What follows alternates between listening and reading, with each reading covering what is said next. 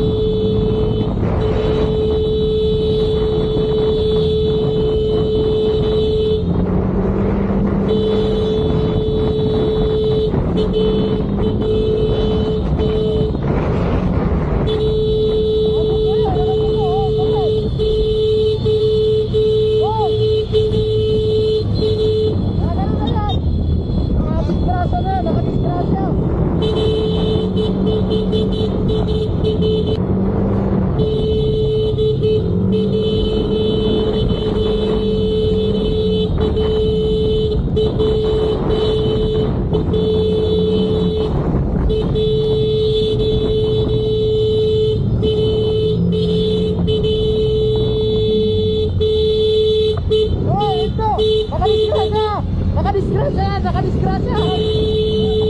Hoy, nakadisgrasya po!